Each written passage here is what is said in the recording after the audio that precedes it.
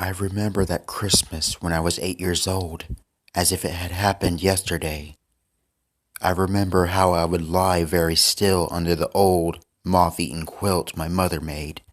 I was wide awake and listening for those familiar sounds. The thump of the front door closing, the clomp, clomp, clomp of my father's mud-caked boots on the stairs, and the sound that to this day still fills me with revulsion and horror. Drip, drip, drip. Then my father would pass by my doorway, and the light from the hallway would cast his shadow on my bedroom wall, and the shadow of the bloody axe he carried in his hands. The next morning, I would eat my watery oatmeal in the wintry chill of our kitchen and ask my mother, very slowly and carefully, "Where was Daddy last night?" She would just look at me with her sad, gray eyes. I will never forget the pain and torment in those eyes, but she never said a word. After breakfast, I would set about doing the chores on our little farm. My father never did much work on the farm. He always seemed to be busy with other matters. On those chill, windy mornings, as the snow began to fall, I had a lot of time to think. At school, I couldn't pay much attention to my lessons. I was always lost in my own troubling thoughts.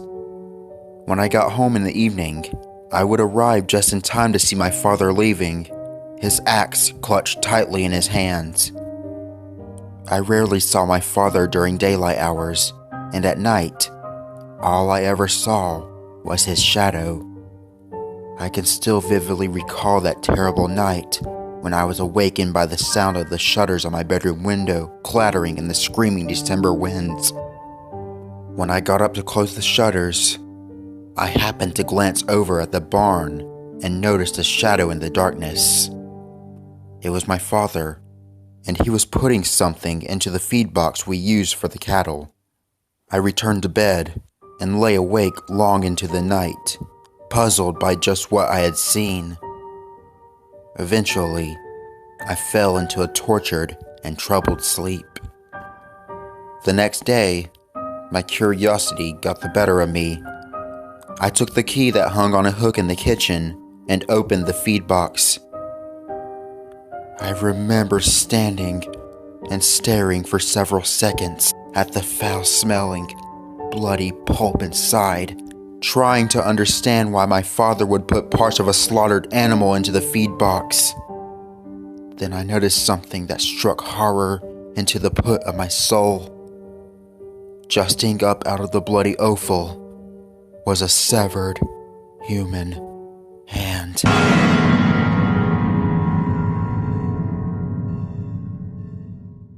From that moment, I was filled with a nameless dread. I no longer looked at my parents with trust, but with a dark, creeping suspicion.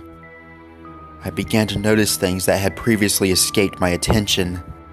Newspaper headlines that spoke about brutal murders and discovered bodies. Overheard conversations about a bloodthirsty fiend on the loose. Finally, I heard a boy at school utter two words that repeated over and over in my tortured mind: axe murderer. That night, my sleep was invaded by shapeless horrors. In these nightmares, I saw two images that haunted me constantly: the face of my father and an axe dripping with blood.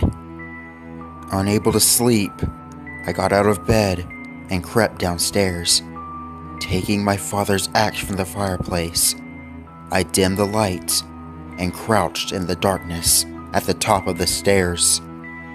It seemed an eternity before I heard the key in the lock and the front door swing open, then close. I listened for those familiar footsteps on the stairs. Clomp, clomp, clomp. Stepping out of the darkness, I raised the axe above my head and brought it crashing down. In the eerie silence that followed, I listened for the sound of any movement from my parents' bedroom. I hoped against hope that my mother had heard nothing.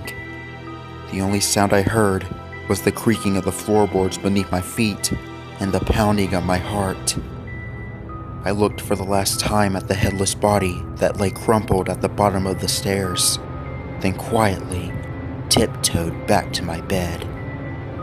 Early the next morning, I was awakened by the sound of strange voices in our hallway. Silently, I crept to the top of the stairs and peered down at the scene below. A group of policemen were crowded around my father's bloody corpse.